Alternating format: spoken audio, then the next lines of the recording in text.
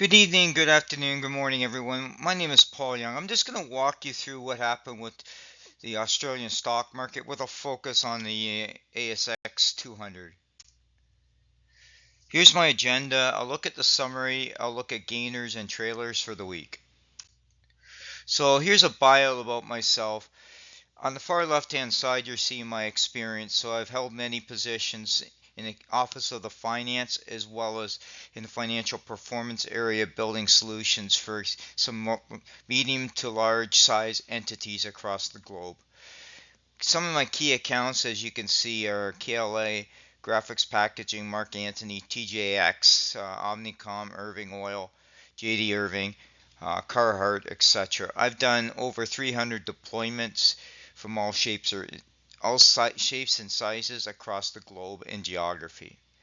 I've also helped significantly with the sales cycles, whether that's with close, renewals, or basically sales growth in general. And you can see where I have average growth between 500 to a million of new businesses.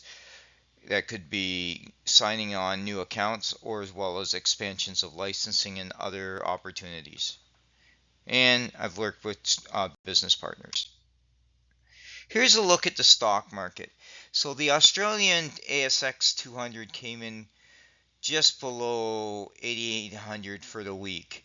It hit an all-time high for the week, and it's kind of in an interesting week in a way because there's been a lot of announcements around tariff in terms of Trump coming up with mandatory tariffs of like 15 to 30% on countries. And the biggest announcement he made not about a week or so ago was around copper. And the reason why I was raising copper is Australia is a huge copper country along with iron ore, and commodities is a critical path for Australia in terms of their fiscal management cycle and a lot of their mining companies, which have a tendency to be based in Perth in Melbourne, Australia. You also are seeing here is the healthcare sector in Australia has seen some struggles, and that's what this is showing you as well. Let's talk about the key contributors for this week. If we look at the far left-hand side, and two of them are significant mining companies, Liontown Resources and Pobera Minerals.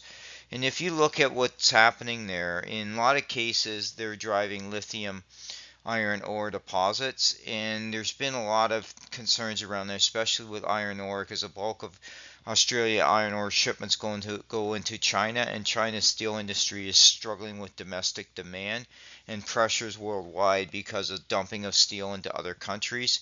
Canada just made an announcement the other day that they're getting heavy on imported steel from China in terms of its tariffs.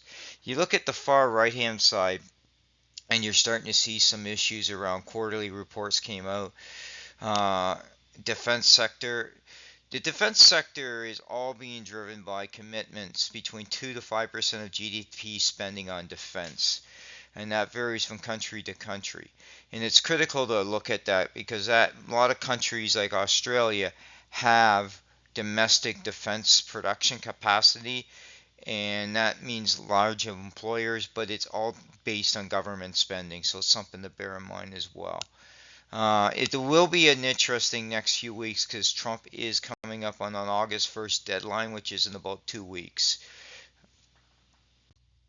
Here's my contact information and additional slide decks. I tend to try to keep these presentations brief.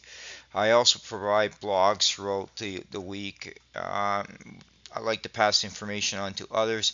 If I can assist with your sales growth or other issues you're trying to overcome, then feel free to reach out to me. Thank you.